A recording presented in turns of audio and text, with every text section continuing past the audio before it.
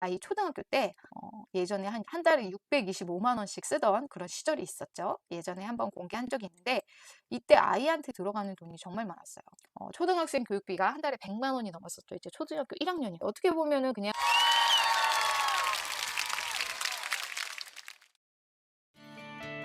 파이어족 사교육비 때문에 지출이 좀 어렵다고 볼 수 있습니다. 파이어에 도전하는 워킹맘 구독과 좋아요 누르시면 파워맘의 더 많은 상을 보실 수가 있습니다.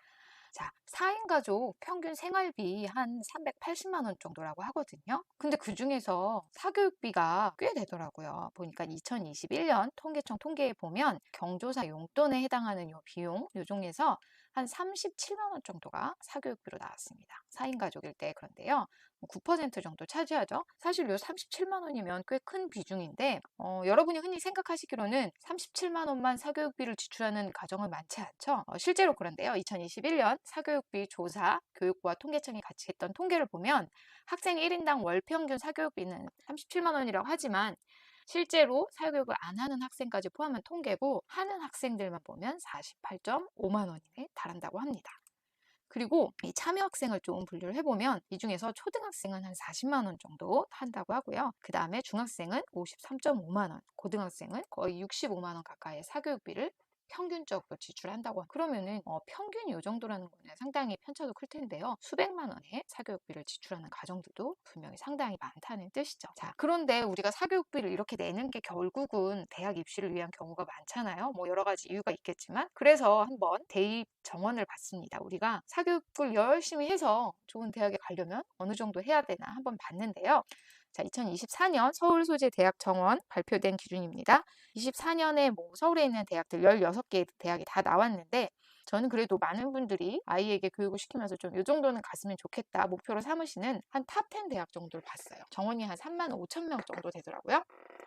그러면은 상위 8% 정도 돼야지 이 탑 10 대학에 갈 수 있습니다. 여기에는 뭐 한 6에서 8만 명 정도 매년 발생하는 재수생 포함했을 때 수험생 한 50만 명, 24년 기준으로 정도라고 하고 그 다음에 뭐 지방의 의치, 한약 이런 뭐 수의학 이런 데도 또 이제 상위권 학생들이 많이 가잖아요. 그런 걸 감안했을 때 한 상위 8% 정도면 상위 위에부터 꽉꽉 채워진다. 탑 10 대학까지 이렇게 보실 수가 있겠습니다. 그러면 우리가 열심히 사교육을 시키는 이유가 대부분은 다 요 상위 8% 이내에 들기 위해서 사교육을 열심히 시키는 거잖아요. 상위 8%에 든다는 게 어떤 의미일까요? 옛날에 사실 저 같은 경우는 거의 뭐 학생이 100만이던 시대 상위 8%면 100만 시대에는 8만 명 정도잖아요. 그때는 사실은 안 하는 친구들도 많았고 공부를 조금 하면 상위권에 들 수 있는 경우가 많이 있었죠. 물론 조금은 아니었고 그때도 나름 힘들었지만 지금하고는 차원이 다르죠. 또 사교육도 지금보다는 덜하던 시절이 있고 지금은 많은 학생들이 열심히 하고 있고 그 다음에 정원은 훨씬 더 반 이하로 줄어든 상황이잖아요. 그럼 자, 학군지의 학생 수를 한번 카운트 해볼까요? 대략 여러분의 자녀가 정말 특출나게 잘하는 친구가 아니라면 대부분의 학군지에 있는 아이들의 반 이상은 우리 아이보다 공부를 잘합니다. 요거는 뭐 저희 아이도 뭐 그렇게 못하는 아이는 아닌데 이리저리 이제 알아보니까 그 정도 되더라고요. 그래서 자, 대치가 한 5천 명 이상 되고요. 그 다음에 반포에도 한 3,600명, 그리고 목동에도 5천 명 이상, 중계에도 4,900명, 분당에 4,800명, 해서 한 23,500명 정도의 학군지 학생들이 있으니까 작년 중3 아이들 숫자가 한 대략 이 정도고요. 그러면 학군지에 있는 애들 중에서 이미 주요 학군지로만 해도 23,500명이 되잖아요. 얘네가 물론 다 좋은 학교에 가는 건 아니지만 또 대체로 잘하는 애들이 많거든요. 반 이상은 꽤 열심히 하고 일단 요 애들의 반 이상은 엄청 달립니다. 근데 지방에도 또 학군지가 있고 수도권에도 학군지가 좀 있죠. 뭐 일산이나 평촌 같은 데 있고 뭐 지방의 대구, 수성, 그다음 대전의 둔산, 그다음에 뭐 광주, 봉선 이런 데도 학군지들 있고 거기 있는 친구들도 또 만만치 않죠. 그런 데서 고등학교 1등급 받으려면 상상 초월이라고 하더라고요. 그리고 학군지 아닌 곳에 있는 아이들 또 한 35만 정도의 아이들 중에서 상위 10% 정도는 내 아이보다 잘하죠. 이렇게 봤을 때 내 아이가 여러분의 아이가 그냥 일반적으로 열심히 남들 하는 만큼 해서 과연 좋은 결과를 얻을 수 있을까? 이걸 한 번 더 생각을 해봐야 되잖아요. 물론 쉽지 않지만 그래도 해야 된다 이렇게 생각하시는 분들이 많아요. 이제 이렇게 제가 얘기하면 탑 10 못 간 애들도 사교육 다 했어요 이렇게 말씀을 하시는데 현 입시 제도가 이제 좀 예전하고 다르잖아요. 우리 어릴 때하고는. 그러다 보니까 특성화고나 농어촌에 있는 친구들도 사교육을 아주 조금 받거나 거의 받지 않은 친구들도 다 대학에 간단 말이죠. 다른 방법으로 가는 거죠. 그렇기 때문에 그런 걸 좀 따져보고 우리가 무작정 사교육시키고 뭐 대치동 루트를 따르고 이러는 거를 그냥 받아들일 게 아니라 어떤 방식을 택하는 게 나한테 가장 효율적이고 좋을지를 따져봐야 된다는 거죠. 자, 대입 전형이 변화되었죠. 상당히 오래되었는데 아직도 많은 학부모님들이 본인 학생 때를 생각하고 이 대입 전형을 꼼꼼히 들여다보지 않으세요. 그러다 보니까 고등학교 때야 대입 전형을 보시고 준비를 하는 경우가 많은데 사실은 사교육비, 그 다음에 학군지에서의 그런 레이스는 초등학교부터 시작되잖아요. 그러다 보니까 불필요한 돈과 시간을 낭비하는 경우가 상당히 많죠. 대입 전형 보시면 수시하고 정시가 한 8대 2 정도로 나오는데 이제 우리가 가고 싶어하는 학교들은 7대 3 정도로 수시가 한 70%, 정시가 30% 정도 됩니다.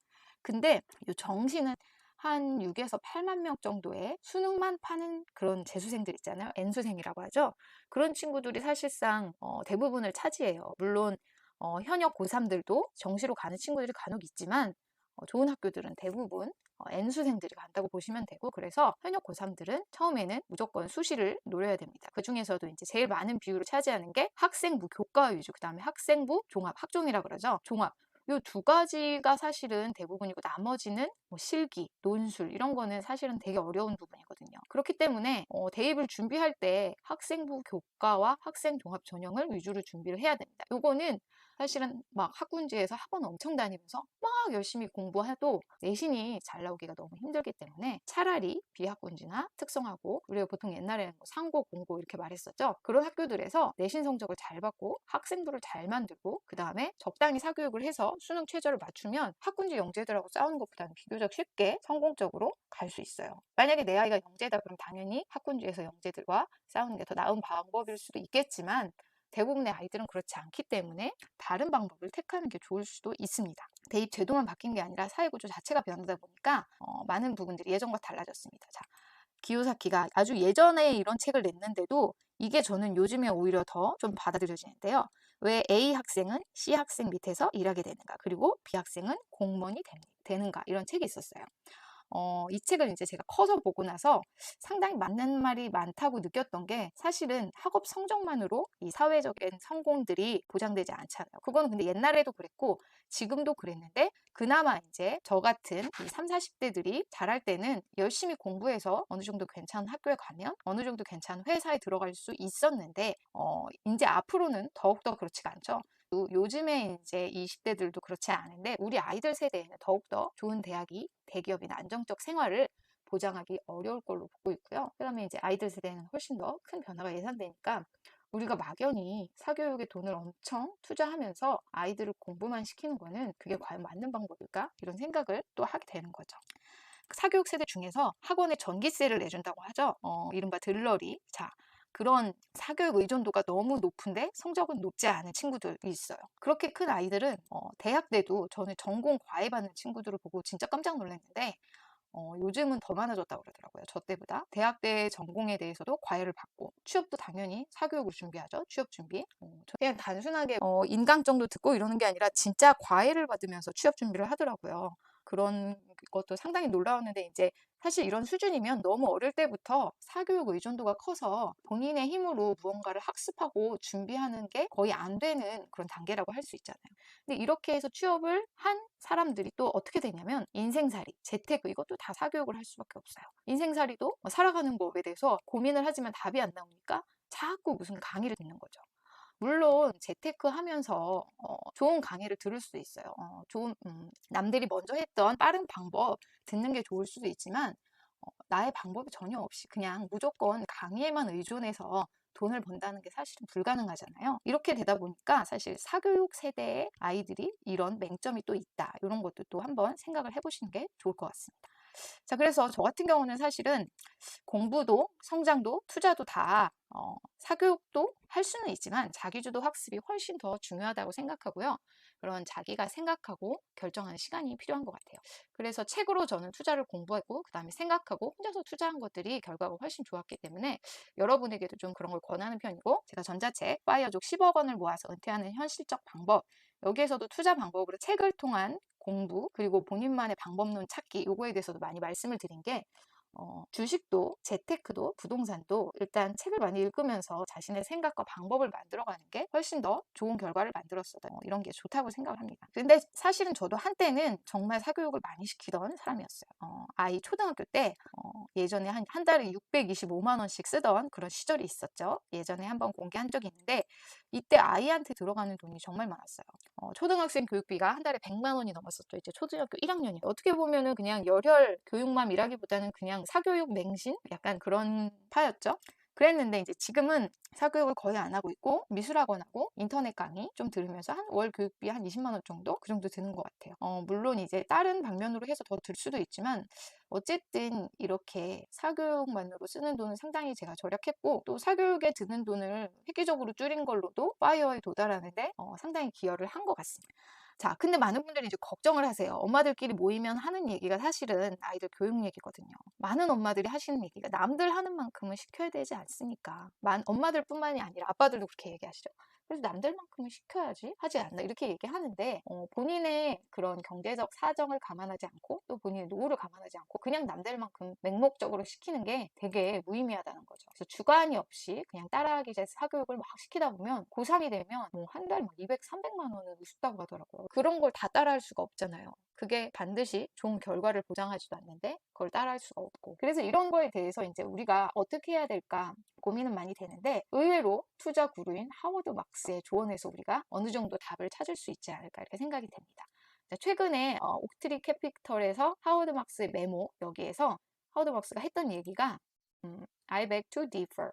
남들하고 똑같이 행동하면서 더 나은 결과를 기대할 수 없습니다. 이런 얘기를 했어요. 사실 투자도 교육도 공부도 다 똑같이 하면서 그 안에서 좋은 결과를 기대하기는 어려운 것 같고요. 남들하고 다른 방법을 통해서 조금 더 성공에 가까워지는 방법을 찾는 게 좋은 것 같습니다.